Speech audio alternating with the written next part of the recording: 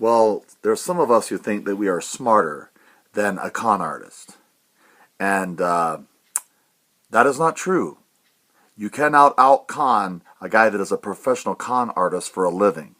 We're going to talk about car dealerships. We're going to talk about used car salesmen. 90% of them, or probably more, are professional con artists. Now, I wouldn't say con men. I'd say con artists. They know how to get you, and they know how to play to your weaknesses, and they know how to get you to buy that vehicle that you cannot afford. Let's talk about it right now.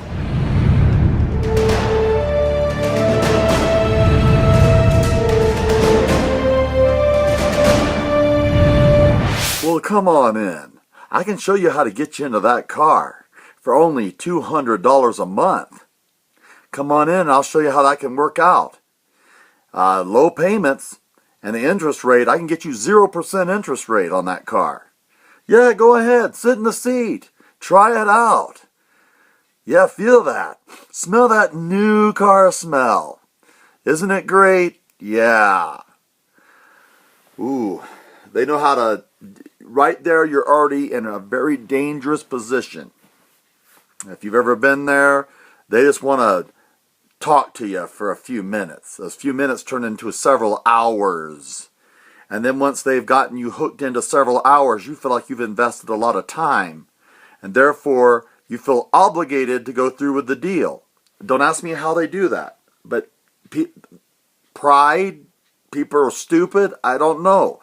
But people will go to car dealerships and they'll walk around and they see that you like a car and they will play you for everything they've got. They know all the angles, all the things to say to tantalize us, to work toward our vanity and our pride.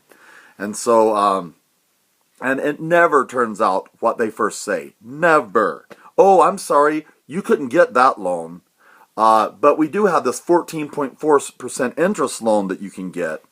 No, I'm sorry, I made a mistake. That car's already sold. Jerry didn't tell me that, but we got one just like it right over here. It's not the same color, but, and in that moment, you should just walk away. You should leave. But for something keeps you there. You think you can outgame a gamer. Well, these guys do this 2 million times a year, and you come onto a car lot maybe, I don't know, I never go into it. I haven't been on a used car lot now or a new car lot probably for a decade. And I will tell you that they are very good at what they do. They know how to get you, and they will get you. The only way you can win is not to play the game. And I've discovered that.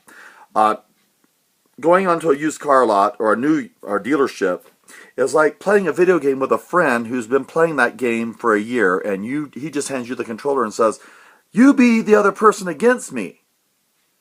You ever tried that? You're sitting there trying to figure out the controls and everything, and he's killing you every 2 seconds laughing. How do you feel when that happens? I just put down the controller and go, this is a waste of my time. I'm not in the same league as you. And if you realize that before you walk onto a dealership's property, you're going to do well in life. They are professional con artists. They are very good at what they do. They have to make a commission. They have to sell. And they will rip off a young teenager and put them in some car that they can't afford, and they realize that they won't be able to afford the insurance, and they realize they will not be able to afford the licensing, or they'll rip off some old lady who's just looking for dependable reliability. What kind of people are these people? How do they look themselves in the mirror? They will literally take a woman's life savings away, and knowing she can't afford that car, just for a sale. That's the kind of scum that we're talking about here. So if you walk on to a used car lot or a car dealership, and you expect that you're going to walk away with a deal, then you must be related, or you must have found one of those rare, maybe one of those religious men who has an honest car dealership, and he lays it all out for you exactly what the expense is going to be right up front. And he doesn't try to sell you all these extra fees and hidden fees and rust proofing and putting something on the upholstery and all the things these extra things that they do to the car. And this extra insurance or whatever. I mean, they got all these hidden things, hidden agendas. My thing is buy from a private owner, good used, with all the receipts for every oil change, for everything that's been done to the car. Do your research carefully. Go to Carfax, pay it. Then take the car to a reliable mechanic. Pay the $50. It's better to lose $100 now than to lose your shirt with a car that's going to be breaking down beside the road. I can just tell you, I've gone through that. We saw this sweet smoking deal for a Pontiac Bonneville for only 50,000 miles on it. And we thought this is just too good to be true. Anytime you see a car, it was $5,700 and it had 50,000 miles on it. It seems too good to be true. It is. I didn't do my research. I went there. I got in the car. It still smelled new. I mean, the car, I looked under the hood and the engine was clean, not an oil drip, nothing. However, after driving it off of the car lot, I was sent every red flag that there could be, from my wife to everything else. The car stranded us in town. And I still didn't take the car back and say, done with this. The pride, don't know. Stupidity, yes, probably.